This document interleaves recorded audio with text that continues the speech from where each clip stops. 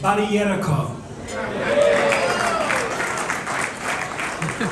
Thank you. It is such an honour to receive this award and to be presented by such good friends in Giselle Kapterian and Vache, who I've known for many, many years. I want to acknowledge all of the Armenian community leaders who are here tonight. Michael Kolokosian, I want to acknowledge Sasun Gregorian, who I'm sitting with. I want to acknowledge Armenian community leaders right across our state and our country, and even from New Zealand here tonight. I want to acknowledge the many parliamentary colleagues who are here tonight. Minister Mark Kure, who I think is the best Minister for Multicultural Affairs in any jurisdiction. I say him in the Chinese community, two Chinese people can't have lunch without him being here, so it's wonderful to see him here at another function this evening. My friend Victor Dominello, who I am very sorry to see leaving Australian politics, or at least state politics. And Victor, thank you for your wonderful service. And I should say the same to my friend Jonathan O'Day, who's also really grateful in the community. And I say it's wonderful to be here with Chris Rath, Fred Nile, Hugh McDermott, Tim James, and all the mayors and councillors who are here, as well as the Ambassador of Artsakh. I particularly am delighted to be here with Dr. Arman Tatoyan, who I met in Canberra earlier this week, and I want to congratulate him on the work that he is doing, drawing the issues of concern of the Armenian community and the Armenian diaspora not only to Australia, but to many other countries, and in particular his appointment at the University of Armenia and the College of Humanities and Social Sciences has allowed his work to be studied and looked at by scholars for a new generation. I want to acknowledge and honour the wonderful work of the Armenian community here tonight.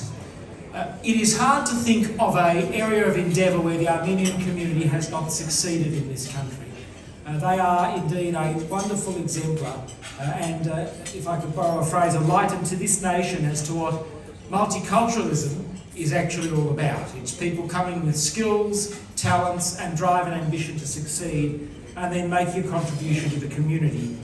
And when I think of my own friendship with this community, it goes back to the person who I think embodies that more than any other person, my very good friend Stepan Kokasharian, who has done more for the harmony of Australia than almost any other person, and everyone in the Armenian community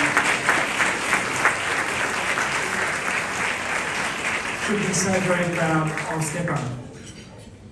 You might wonder why I have made the issue of, or the issues that are important to the Armenian community, issues that are so important to me as well in my parliamentary career. When I tell you I have almost no Armenian constituents, it may make you wonder why I've spoken up on these issues. I've spoken up on these issues because of my deep friendship with the Armenian people and because I think the cause of the Armenian community is a just one. And because I can do no other than to speak up on these issues.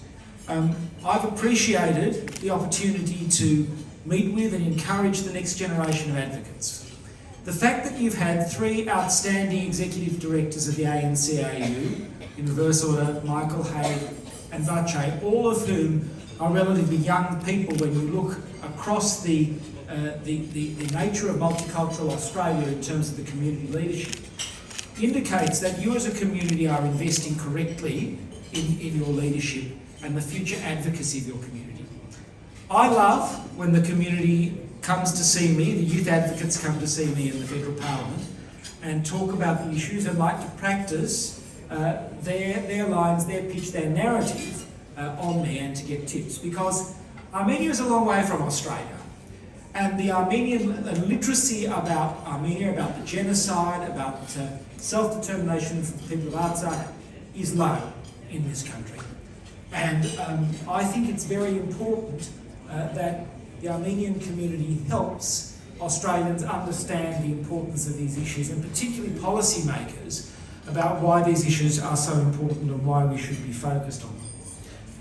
I think, and I acknowledge my friend Darren Buck, the CEO of the Jewish Board of Deputies, in saying this, I think more deeply my commitment to the Armenian Australian community, and particularly calling out the genocide, comes from the fact that I'm a Jewish Australian. And it is impossible for me not to call out the genocide for what it is. Because we remember famously Adolf Hitler said, or infamously, who after all speaks of the annihilation of the Armenians? And he said that in the context of the preparation of the final solution and the mass extermination of Jewish people in the Holocaust. And that's why particularly for me it's important to call out the genocide for what it is.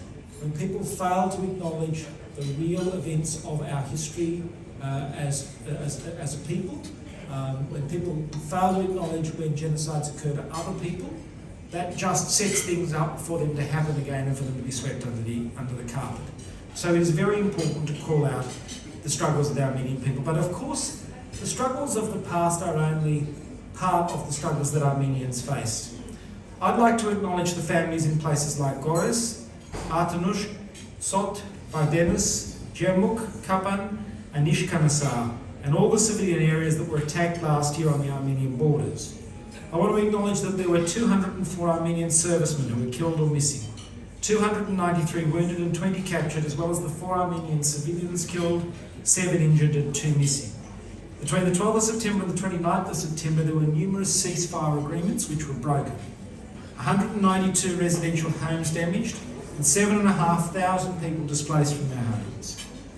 In Australia, we got an understanding of this from the wonderful and peaceful protests organised by the Armenian community in a stance for solidarity and a cry for peace.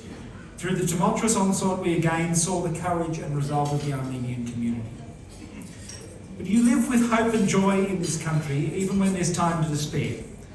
It's difficult work, but it doesn't happen without deliberate effort.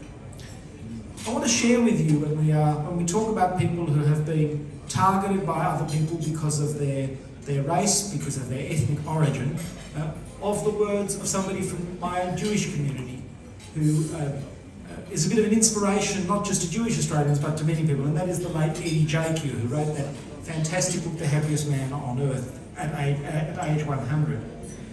During the Holocaust, he saw most of his family murdered, but he managed to maintain his humanity and to live a life of gratitude. His victory over terror, his victory over Hitler, was to live a happy life and to give happiness to others. He beautifully said in his book, "You must remember you're lucky to be alive. Every breath is a gift. Life is beautiful if you let it be. Happiness is in your hands." ANC-AU's life was a witness to the truth that we must never forget our humanity or the humanity of others. The Armenian community also reminds me frequently of this, and the capacity of humans to not only endure but to heal and forgive. While the Armenian people have much to grieve, you also have an enormous amount to celebrate.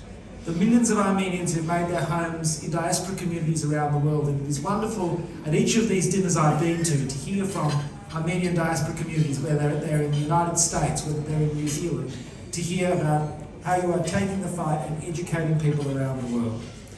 Here in Australia, as has already been mentioned, we've had an Armenian Australian as our Premier in the state, an Armenian Australian as the Treasurer of Australia in Joe Hockey. You've gifted us with world-class athletes, with musicians, and your community continues to bring enormous strength to every part of our life. The nation of Armenia remains beautiful and resilient. Armenians were the first Christians, as I'm often reminded. And I think of my wonderful friendship with Bishop Nigerian, which goes back to my days prior to being a parliamentarian as well. Armenia is home to 3 World Heritage Sites, which are monasteries, cathedrals and churches. And that is an extraordinary thing.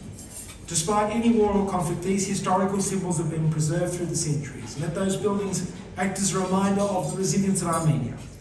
Let me finish by reaffirming the Australian Armenian community and the Armenian cause will continue to have my support. I want to thank you for your hospitality and for humbling me with this extremely generous award. I'll continue to be an advocate for the cause of Armenian Australians and the Armenian community more broadly, because your cause is a just one, because I believe in it, and because I know the wonderful contribution you make to this country and you make to diaspora communities around the world. Thank you so very much.